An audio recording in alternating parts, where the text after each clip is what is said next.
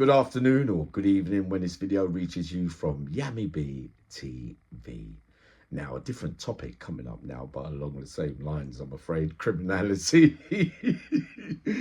But the question is, what was the greatest film I ever saw of all time that resonates with the life that I led and many other men I witnessed lead the same life and a bit more along the way, if you get what I mean. So what we're talking about here is a film that is realistic, as close as possible as it can be to real life.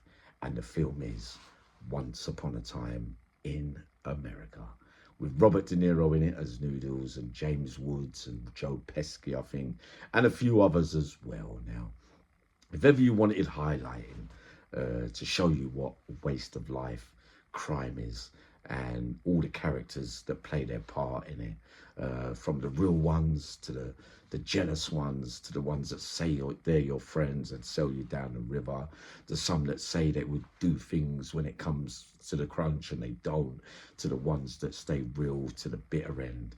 And I say the realest character in that movie, and probably the realest character of all time, I believe, was Noodles, played by Robert De Niro in that film. Not only was the music was absolute mint in there as well. Like, for those that haven't watched it, it's a long film, 3 or 4 hours, and you have to keep your eye on the film the whole time, because it's a thinking film with an ending that you have to try and work out, I think, for yourself, kind of thing, because I didn't get it the first time round, but some of you are probably smarter than me and you might get it better than me. But the music was heavy in it. I still put it in my headphones today when I'm on the train, etc.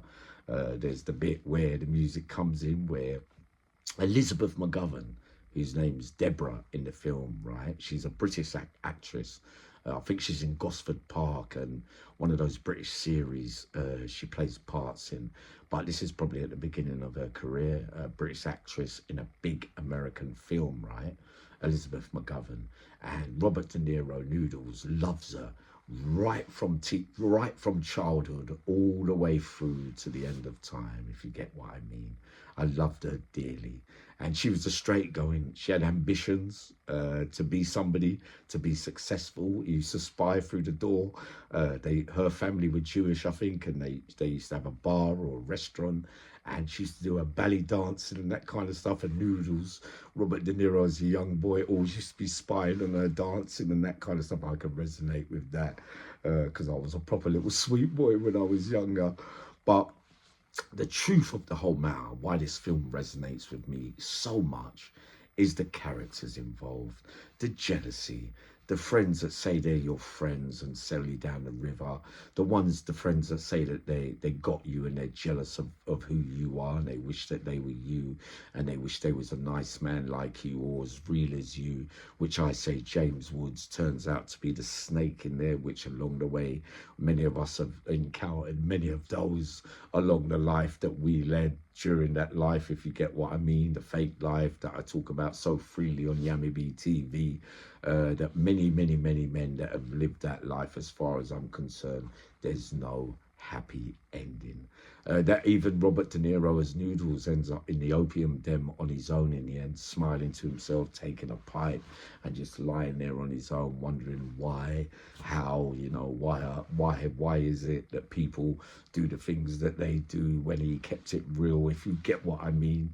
That's another sign as well, not giving up, but kind of giving up and saying, you know what, you know, it's a fake life. You know, I've lost so much, I've lost so many that I loved as well, and I believed in certain people that were real that wasn't, you know, that had me and they didn't, you know, that kind of stuff.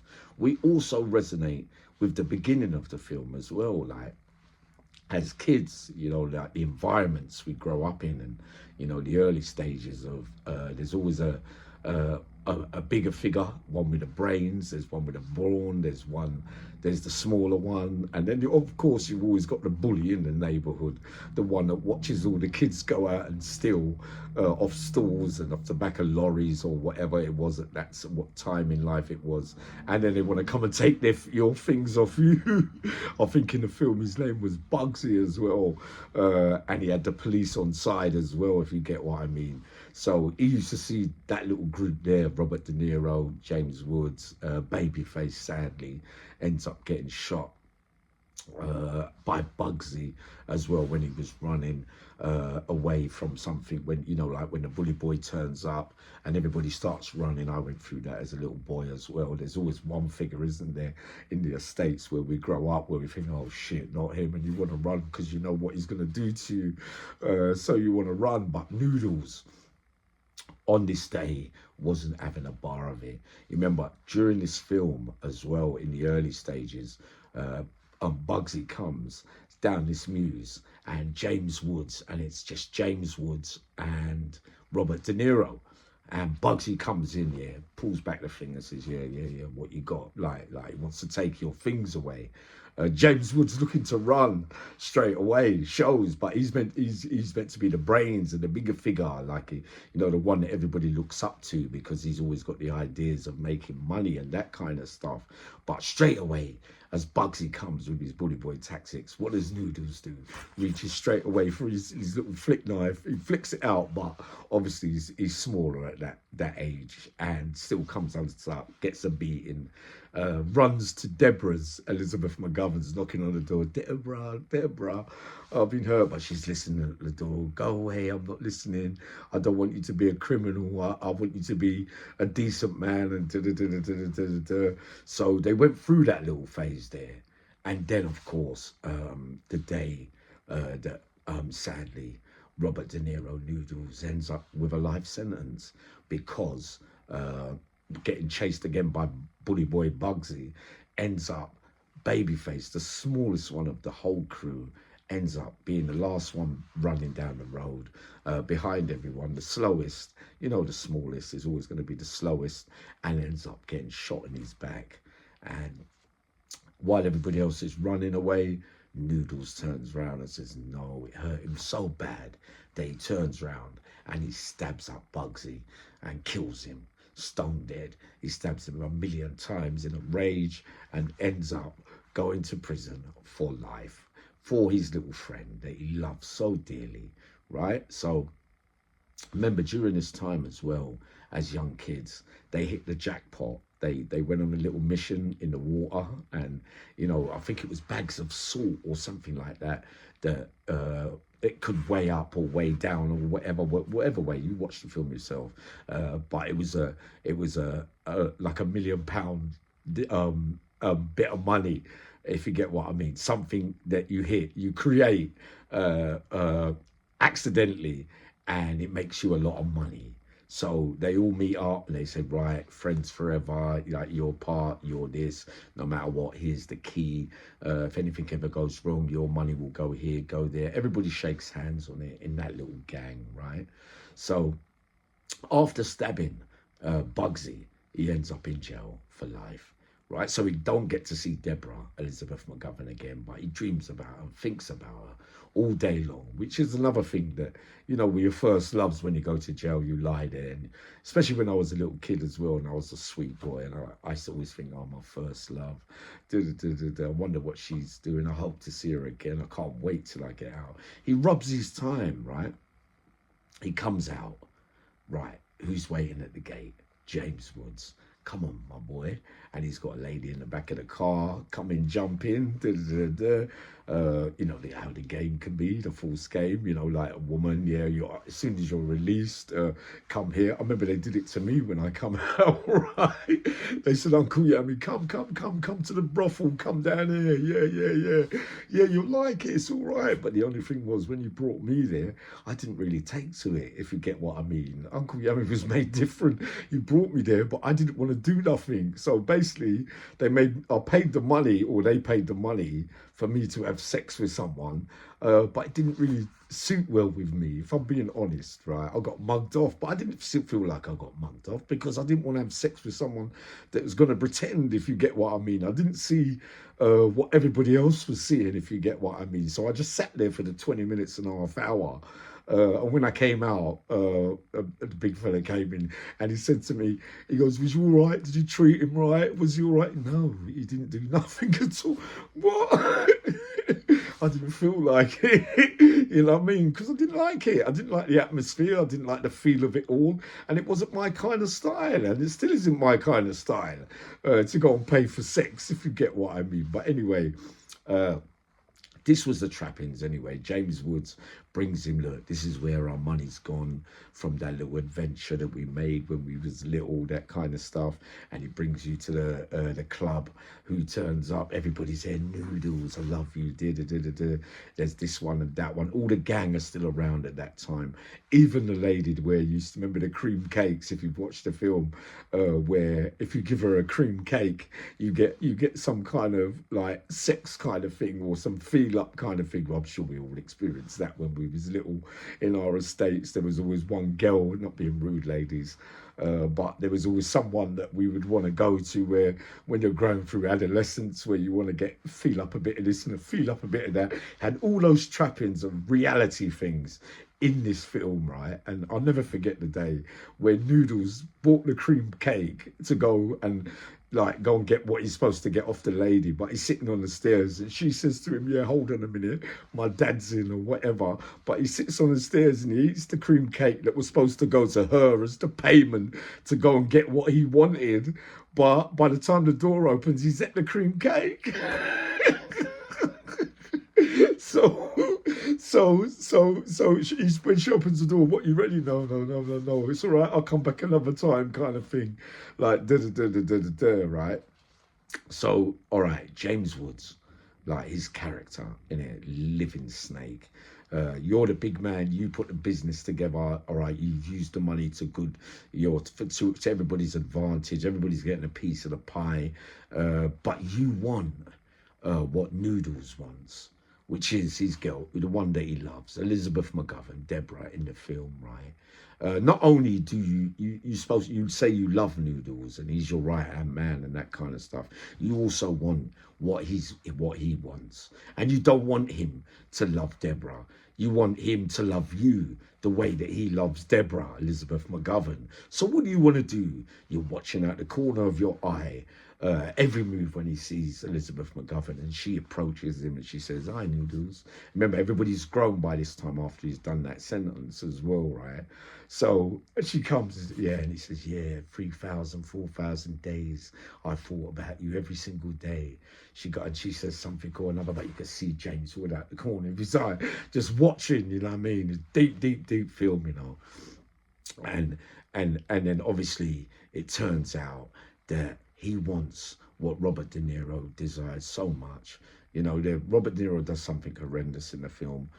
Many of us will say, you know, if when we watch it, you know, we'll leave that part of it out of it, if you get what I mean, for now, right? So you don't make up your own minds about the film. I'm not gonna lead you up any garden path or try and set straight your mind. You say what you got to say if you haven't seen the film before, but it ends up, right, that James Woods is the snake, right? So he sets up something. Two of the soldiers die, Cockeye and another one of the soldiers. He brings up a move. They go on a couple of robberies, diamond robberies, and rob them and split the money. They're making more money, that kind of thing. You know what the game's like. And again, this is realistic to me from that life as well. James Woods sets up the robbery and then gets them two killed at the spot by the police. but Robert De Niro gets to live. But all the time he's thinking, now I've got to go on the run. He goes on the run for years. He gets a ticket to nowhere. He doesn't know where to go, but all he knows is he's got to go missing and that kind of stuff. And during this time now, James Woods has got bigger and bigger and bigger in the game, that where he becomes almost a political figure for the government and that kind of stuff. But who does he take on as his girlfriend? That Noodles doesn't even know. Elizabeth McGovern, Deborah as well, which is heartbreaking for him to find out. So he disappears for years on end, Noodles, right? Only to come back and investigate. And he comes back like we always do, sentimentalist, go back to the places where it all started, where we got our fondest memories as being early criminals, to see who's about, how they're getting on, to find out information where he is, where she is, what's happening. He ends up going back to the restaurant or the place where the work was, where Deborah, because he really is looking for Deborah, isn't he? He turns up there and Fat Mo's there, her brother. And he says, look, Noodles, man, yeah, this happened and that happened. You know, everybody's gone missing. I don't know where Deborah is, but she's a big star in Hollywood now and that kind of stuff. But the music takes you to the thinking stage, because it always goes to the past and the present. So that's why you got to keep your eyes on the film so much, right? Noodles is working it all out, because he's got the key to where his money's supposed to be, which is in a place in a safe deposit kind of box, where everybody on the team, if anything ever goes wrong, your money would always be safe in this box. So he turns up at the place and turns the key, and in there is just nothing but newspapers. So then he's trying to put it together. Well, where's my money then? Who's nicked it? That kind of stuff. Where did it all go wrong? Where, you know, 2 men died that night. I had to run off and leave because I thought I was wanted or whatever. And then it starts to dawn on him that the snake probably is James Woods, right? So then he goes and pays Deborah a visit, right? She's in her dressing room. He turns up, right? Out the blue. He says, hi, Deborah. Blah, blah, blah, blah. She goes, Noodles, what are you doing here? No, don't come back, don't come back, because she knows what's happened along the years, that Noodles don't, and she knows it's going to hurt him, because she knows deep down that Noodles loves her. So he talks to her, but then he gets more information in his head, and he works out, he thinks, all right, so who is this guy with the new name and new brand? It's not the James Woods, he hasn't got that name, but he knows she's with someone, but it doesn't ring true to him. I think it's Bailey, Senator Bailey or something like that in the film, right? So by the end of the film, again, it shows you the skullduggery that goes on in that life and that game, right? He turns up, and who does he see behind the desk? Hello, Senator. My name's blah, blah. Facing him behind the desk is James Woods. He puts it to him. He says, no, Senator, I'm just coming in to check. Noodles is still playing like he don't know. That's him. And James Woods, yeah, some things I had to do, some things I didn't, you know, and, you know, Noodles, but I always loved you, and he came with that one. Apparently, allegedly, at the end of the film, James Woods calls it a day and commits suicide by way of jumping into the back of a van in an incinerator, where your body gets chopped up to smithereens. That's how it looks at the end, but I'll leave it to you lot to work out the ending, because up to today I'm still confused, but definitely it ends up with James Woods being found out by Noodles, and Noodles ending up in the opium den all alone, just saying to himself, why, man? Why do people do the things that they do? Why does it, that game that we live, why does it end so tragically for everybody that was involved in that life, if you get what I mean?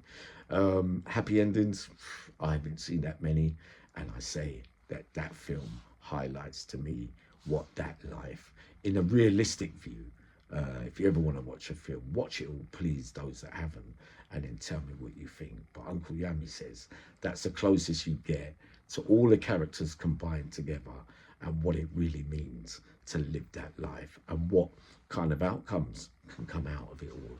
I'll be up afterwards. I might even do a bedtime story tonight, but I'll be coming up in a minute to do what was it again? Oh shit! I was gonna do comebacks. That's what I was going to do. Comebacks from some of the things that have happened with me along the way out here, and other men as well. Sending loads of love.